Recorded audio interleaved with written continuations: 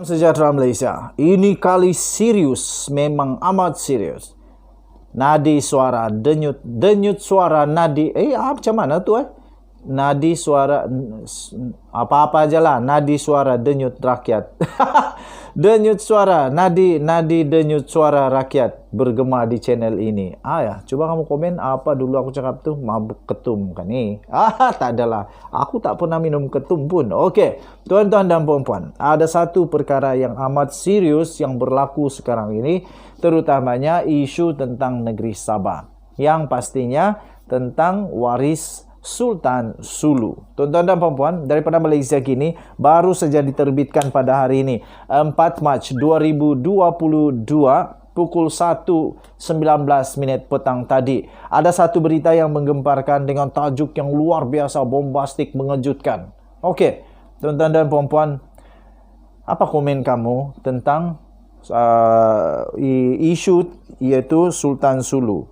Waris Sultan Sulu boleh sita aset Malaysia di 167 buah negara.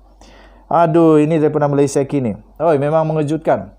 Sekali lagi, tajuknya Waris Sultan Sulu boleh sita aset Malaysia di 167 negara. Okey, jadi panduan kini. Pada 1 Mac yang lalu, media melaporkan bahawa negara diperintahkan untuk membayar sebanyak lebih kurang 14.92 bilion US dollar atau kira-kira 62.59 bilion ringgit Malaysia kepada waris Sultan Sulu yang terakhir. Kerajaan Malaysia menyatakan akan mencabar kesahihan daripada keputusan oleh penimbang tara Sepanyol iaitu Gonzalo Stampa di Mahkamah Arbitrasi di Paris di Perancis. Panduan kini akan menyorot latar belakang isu yang bermula hampir 150 tahun hingga ke zaman penjajahan di Borneo. Tuan-tuan dan puan, apakah sebenarnya perjanjian 1878 ini yang menjadi asas kepada keputusan timbang tara itu? Tuan-tuan dan puan, perjanjian 1878 ialah satu perjanjian yang membenarkan Sultan Sulu pada ketika itu, iaitu Sultan Jamal Al-Alam, untuk menyerahkan Sabah, ketika itu dikenali sebagai Borneo Utara, kepada Syarikat Dan and Overbeck. Perjanjian itu telah ditandatangani oleh Sultan Sulu dan saudagar kelahiran Jerman iaitu Baron von Overbeck, yang ketika itu adalah merupakan Maharaja Borneo Utara dan mempunyai peranan dalam syarikat itu. Seorang lagi penandatangan ialah ahli perniagaan British Alfred Dent, yang membawa abangnya iaitu Edward Dent bertindak sebagai pembiaya untuk syarikat usaha sama itu. Berikutan perjanjian itu, syarikat itu memperoleh hak wilayah ke atas Borneo Utara dan hak terhadap sumber mineralnya.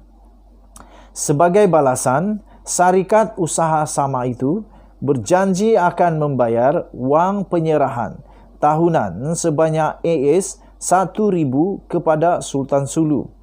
Syarat-syarat perjanjian itu kemudiannya diluluskan kepada Malaysia pada tahun 1963 apabila Sabah menyertai Sarawak dan Malaya untuk membentuk Persekutuan Malaysia.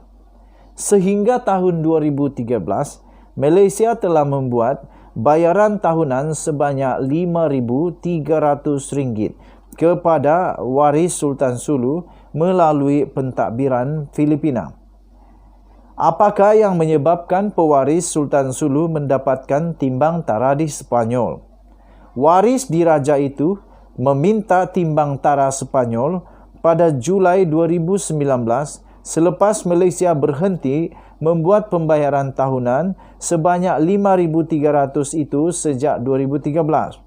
Pembayaran itu telah dihentikan ekoran selepas pencerobohan ke Lahad Datu di Sabah oleh sekumpulan yang bersenjata dari selatan Filipina pada awal tahun tersebut.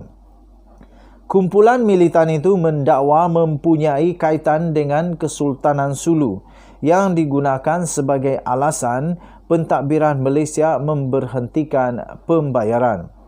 Bagaimanapun, menurut bekas peguam negara, Tommy Thomas, nampaknya tiada bukti tentang hubungan tersebut. Dalam memoirnya yang bertajuk My Story, Justice in the Wilderness, Thomas mendakwa pemberhentian pembayaran kerajaan Malaysia akan menelan kos yang tinggi kerana tiada alasan secara undang-undang untuk mewajarkan tindakan sedemikian. Waris diraja sekarang mendakwa Malaysia melanggar perjanjian 1878 dengan menghentikan pembayaran tahunan tersebut.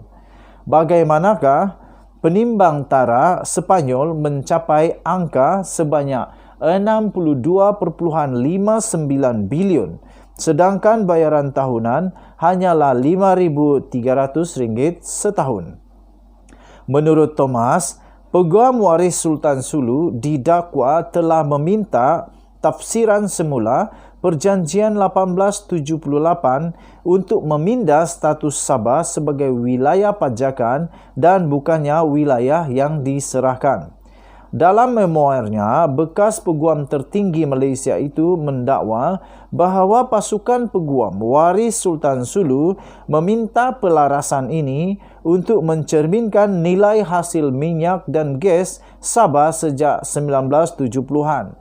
Menurut pihak yang menuntut, mereka harus dibayar kira-kira 3 juta kali lebih besar daripada jumlah tahunan yang diberikan atau jumlah sekaligus yang sama nisbahnya sebagai pertukaran untuk menamatkan perjanjian dan menyerahkan kedaulatan mereka ke atas Sabah, dakwa Tommy Thomas. Mengapa waris Sultan Sulu memfailkan timbang tara di Spanyol dan bukan di Malaysia? Menurut memoir Thomas, keturunan Sultan Sulu pada mulanya meminta bantuan kerajaan British untuk melantik seorang penimbang tara dalam pertikaian itu.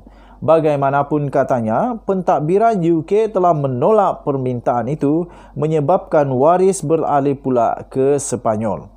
Perjanjian 1878 memperuntukkan bahawa sebarang pertikaian hendaklah dikemukakan kepada Konsul Jeneral Baginda Britanik untuk Borneo. Pejabat itu luput selepas pembentukan Malaysia.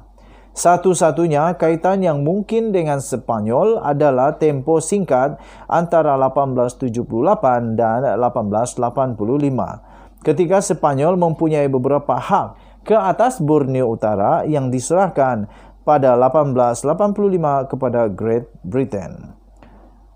Okey, tuan-tuan dan puan-puan, untuk mendapatkan berita lengkap, yang paling lengkap, panjang betul ini, kamu boleh bersama-sama masuk ke dalam Berita Malaysia Kini, dan kamu boleh mencari type waris Sultan Sulu, boleh sita aset Malaysia di 167 buah negara. Okey, itu saja. Jangan lupa tekan butang subscribe, like dan share. Dan nadi denyut suara rakyat bergema di channel ini. Kita jumpa lagi. Bye-bye.